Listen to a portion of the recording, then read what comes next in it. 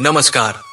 आज हम बात करेंगे उस शुभ अवसर की जब वट सावित्री व्रत और सोमती अमावस्या का योग बन रहा है। साथ ही जानेंगे कि किस शुभ मुहूर्त में और कैसे करनी चाहिए पूजा, ताकि मिले अखंड सौभाग्य और पारिवारिक सुख। सोमती अमावस्या के दिन किया गया व्रत, पूजा पाठ, स्नान व दान आदि का अक्षय फल मिलता है। वट सावित्री व्रत को कठिन व्रतों में से एक माना गया है। इस दिन सुहागिनें अपने पति की लंबी आयु के लिए व्रत रखती है। ज्येष्ठ कृष्ण अमावस्या को वट सावित्री व्रत रखा जाता है। इसमें वट वृक्ष की पूजा की जाती है। इस व्रत को बरगदाही व्रत भी कहते हैं। महिलाएं ये व्रत अखंड सौभाग्य के लिए करती है। इस व्रत में उपवास रखते हैं। ये व्रत सावित्री द्वारा अपने पति को पुनः जीवित करने की स्मृति के रूप में रखा जाता है। वट वृक्ष को देव वृक्ष माना जाता है। इसकी जड़ों में ब्रह्मा आजी, तने में विष्णु जी का और डालियों और पत्तियों में भगवान शिव का वास माना जाता है। वट वृक्ष की पूजा से दीर्घायु, अखंड सौभाग्य और उन्नति की प्राप्ति होती है। अमावस्या तिथि 29 मई को दिन में दोपहर 2:54 से प्रारंभ होकर 30 मई को सायकाल 4:59 बजे तक है।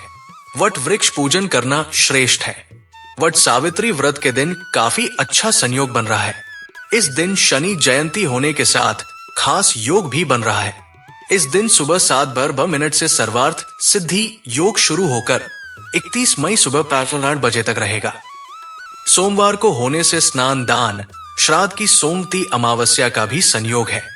इस खास योग में पूजा करने से फल कई गुना अधिक बढ़ जाएगा। आचार्य शक्तिधर त्रिपाठी ने बताया कि वट सावित्री व्रत हर साल कृष्ण पक्ष की अमावस्या तिथि को रखा जाता है।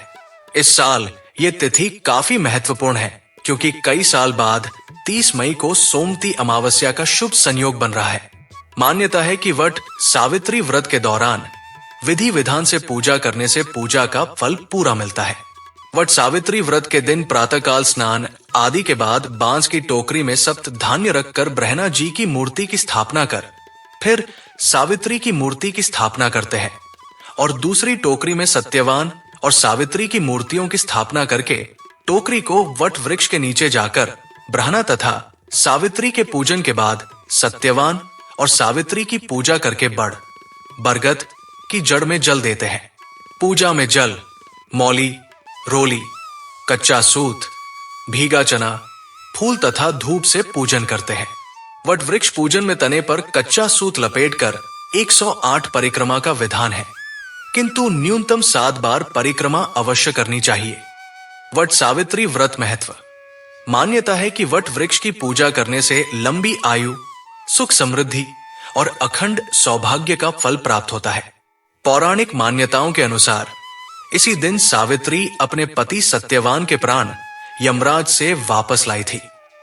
तभी से महिलाएं इस दिन पति की लंबी आयु के लिए व्रत रखती है। व्रत पूजन सामग्री।